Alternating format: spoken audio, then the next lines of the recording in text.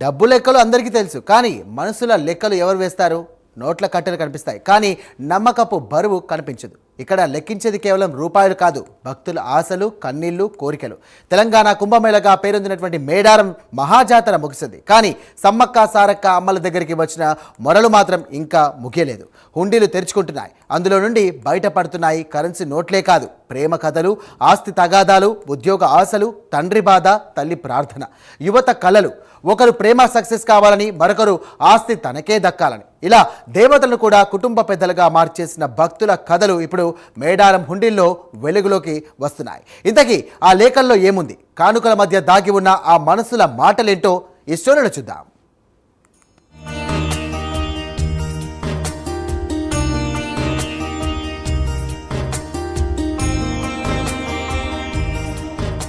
మేడారం తెలంగాణ ప్రజల గుండెల్లో కొలువైన వనదేవతల మహాపుణ్యక్షేత్రం. కోట్లాది భక్తుల విశ్వాసానికి ప్రతిరూపం.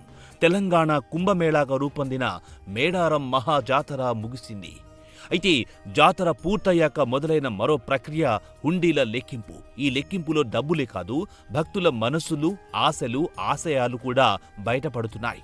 మేడారం జాతరలో ఏర్పాటు చేసిన మొత్తం 828 హుండీలను హనుమకొండలోని టీటీడీ కళ్యాణ మండపానికి తరలించారు. స్ట్రాంగ్ రూంలో భద్రపరిచి సీసీ కెమెరాల పర్యవేక్షణలో కట్టుదిట్టమైన భద్రతల మధ్య హుండీల లెక్కింపు కొనసాగుతోంది. 5వ తేదీ నుంచి ప్రారంభమైన ఈ లెక్కింపులో సుమారు 500 మంది సిబ్బంది పాల్గొంటున్నారు. దేవాదాయ శాఖ ఉద్యోగులు, సేవా సమితి వాలంటీర్లు కలిసి ఈ మహా కార్యక్రమాన్ని పర్యవేక్షిస్తున్నారు. ఒక్కో హుండీ తెరిచినప్పుడు అందులో నుంచి కరెన్సీ నోట్లతో పాటు భక్తుల హృదయాలు బయటపడుతున్నాయి.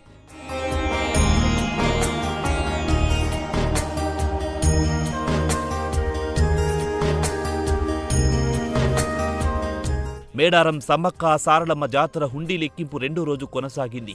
రెండో రోజు మొత్తం 160 హుండీలను లెక్కింపు పూర్తి చేయగా 3,54,25,200 రూపాయలు ఆదాయం లభించింది. ఇప్పటి వరకు 2 రోజులు కలిపి 285 హుండీలను కౌంటింగ్ పూర్తవగా మొత్తం 6,53,636 రూపాయలు ఆదాయం సమకూరింది. అలాగే హుండీలో డబ్బుతో పాటు బంగారం, వెండి, విదేశీ కరెన్సీ కూడా లభించింది. ఆశ్చర్యకరంగా రద్దు చేసిన 1,500 నోట్లు కూడా దర్శనమిచ్చాయి. కానీ వీటన్నింటికన్నా ఎక్కువగా సిబ్బందిని ఆశ్చర్యపరుస్తున్నవి మాత్రం హుండీల్లో దొరికిన రేఖలు.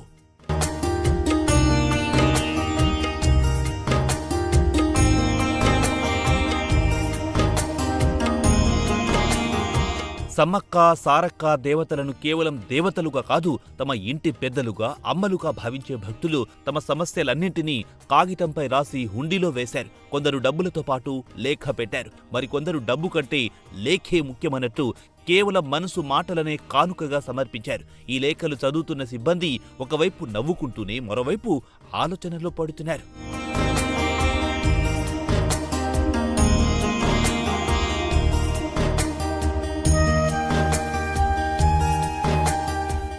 ఓ భక్తుడు తన తండ్రి ఆస్తి తనకు దక్కేలా చూడాలని కోరుతూ సమ్మక్క తల్లికి లేఖ రాశారు. శివరాత్రిలోపే ఆస్తి సమస్య పరిష్కారం కావాలి తల్లి అంటూ ఎంతో వినయంగా వేడుకున్నాడు. ఇంకో భక్తుడు తన ప్రేమ సక్సెస్ కావాలని కోరుతూ లేఖ రాశాడు. ప్రేమించిన అమ్మాయి పెళ్లి చేసుకునేలా దీవించమంటూ సమ్మక్క సారక్క దేవతలను మధ్యవర్తులుగా చేశాడు. ఇంకో లేఖలో మా ఇరు కుటుంబాలు కలిసి మమ్మల్ని ఆహ్వానించాలి, కలిసి శుభకార్యాలు జరగాలి అని ప్రేమజంట అమ్మవార్లకు విజ్ఞప్తి చేసింది.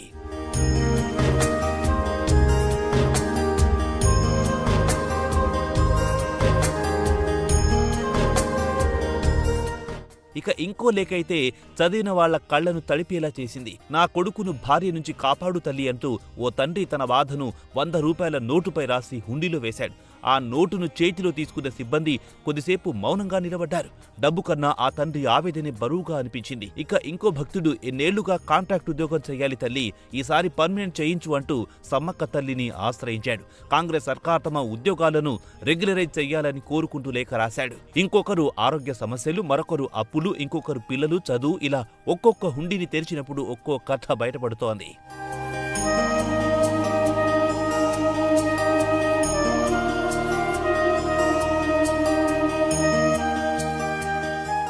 మరోవైపు ఈ లేఖలు చదువుతున్న సిబ్బందికి మరోవైపు నవ్వొస్తోంది. అమ్మలకే అన్ని పనులు అప్పగించేశారు అని సరదాగా వ్యాఖ్యానిస్తున్నారు. కానీ అదే సమయంలో ఈ లేఖ వెనుక ఉన్న భక్తి, నమ్మకం చూసి మౌనంగా తలవంచుతున్నారు. కొందరి లేఖలు చూస్తే కడుపుబ్బా నవ్వొస్తే మరికొన్ని లేఖలు కళ్లలో నీళ్లు తెప్పిస్తున్నాయి. హుండీ కౌంటింగ్ చేస్తున్న సిబ్బందికి ఇదో రకమైన మానసిక రిలాక్సేషన్ గా కూడా మారింది.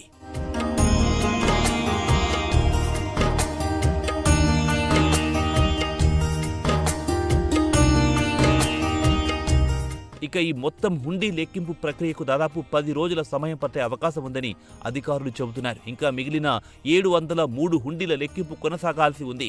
మొత్తం ఆదాయం ఎంత అన్నది లెక్కింపు పూర్తయ్యాకే తెలుస్తోంది. గత మేడారం జాతరలో 13 కోట్ల రూపాయల ఆదాయం వచ్చినట్టు అధికారులు గుర్తు చేస్తున్నారు. ఈసారి భక్తుల రద్దీ, కానుకల పరిమాణాన్ని చూస్తే గతానికి 3 రెట్లు ఆదాయం వచ్చే అవకాశం ఉందని అంచనా వేస్తున్నారు. ఇక మేడారం హుండీల ద్వారా వచ్చిన మొత్తం ఆదాయంలో 33% వాటాను పూజారులకు అందజేయనున్నారు. మిగిలిన మొత్తాన్ని ఆలయ అభివృద్ధి, సౌకర్యాల కల్పనకు వినియోగించనున్నారు. ఇది కూడా భక్తుల కానుకలు తిరిగి భక్తులకి ఉపయోగపడేలా చేసే విధానం.